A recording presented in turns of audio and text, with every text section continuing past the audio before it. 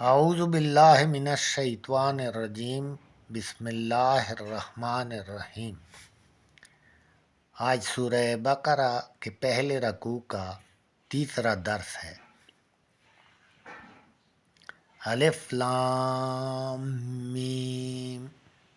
ذالک الکتاب لا ریب فیہ، یہ وہ کتاب ہے جس میں کوئی شک نہیں۔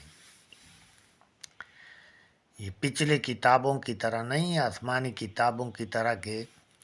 وہ انہی قوموں اور امتوں کے لیے اللہ تعالیٰ نے نازل فرمائی جن میں اس وقت کے علماء نے تبدیلیاں کی اپنی مرضی کے مطابق۔ کوئی اس کے ایک عالم کے پاس کوئی جاتا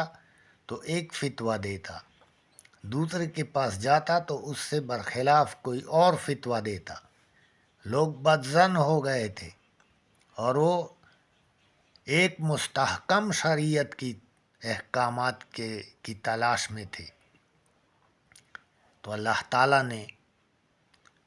قرآن مجید کی حفاظت کا ذمہ بھی خود لے لیا۔ 1400 سال گزر گئے، اس میں ایک نقطے یا لفظ کا کوئی تبدیلی نہ کر سکا، اور اس قرآن میں ہر ایک کے لیے کھلا چیلنج ہے۔ وَإِن كُنتُمْ فِي رَيْبٍ مِّمَّا نَزَّلْنَا عَلَىٰ عَبْدِنَا فَأْتُوا بِسُورَةٍ مِّن مِّثْلِهِ وَادْعُوا شُهَدَاءَكُم مِّن دُونِ اللَّهِ إِن كُنتُمْ صَادِقِينَ فَإِن لَّمْ تَفْعَلُوا وَلَن تَفْعَلُوا فَاتَّقُوا النَّارَ الَّتِي وَقُودُهَا النَّاسُ وَالْحِجَارَةُ أُعِدَّتْ لِلْكَافِرِينَ، کہ اگر تمہیں اس کلام میں جو کہ اپنے بندے پر اللہ تعالیٰ نے نازل کیا، محمد صلی اللہ علیہ وآلہ وسلم پہ نازل کیا ہے، اگر اس میں تمہیں کوئی شک ہے تو اس کی طرح ایک صورت بنا کر لے آؤ، اور اگر تم ایسا نہ کر سکو،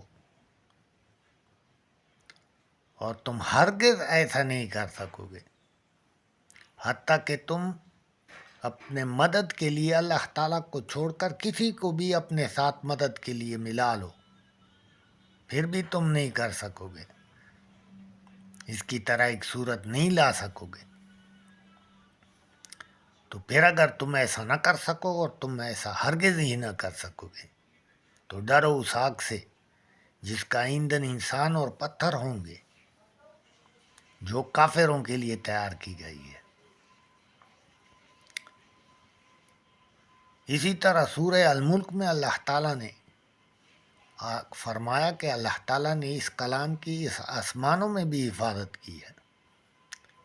وَلَقَدْ زَيَّنَّا السَّمَاءَ الدُّنْيَا بِمَصَابِيحَ وَجَعَلْنَاهَا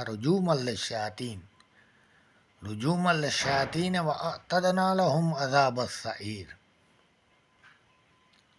اور اللہ تعالیٰ نے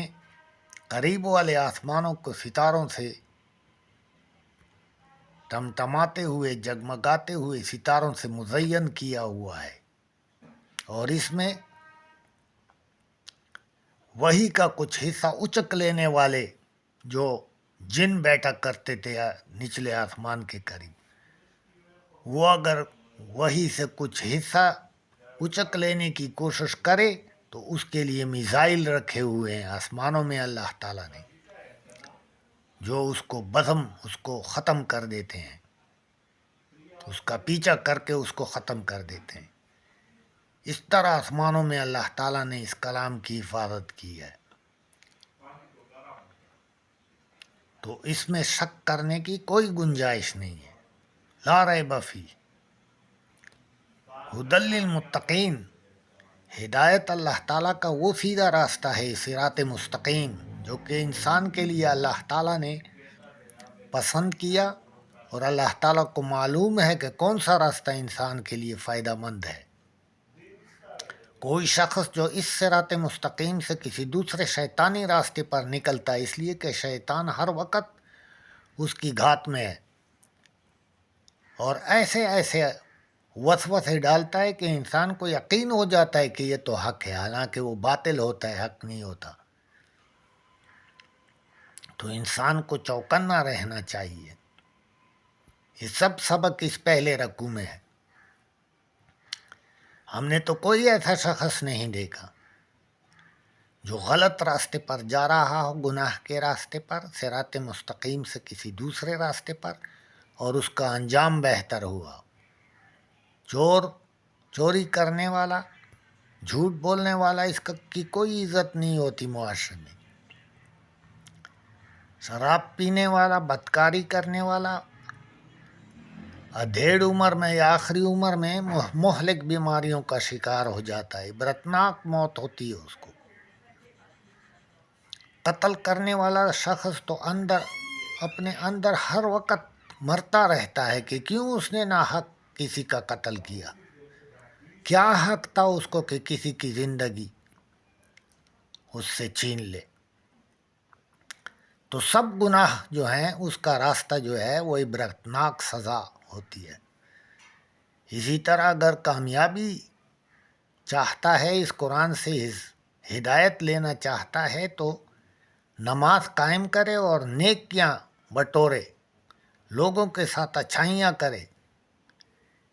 حقوق اللہ اور حقوق العباد حاصل کرے، پر ٹھیک چلے، اور جو مال اللہ تعالیٰ نے اسے دیا ہے اس میں سے خرچ کرے زکوٰۃ کے علاوہ۔ الف لام میم ذالک الکتاب لا ریب فیہ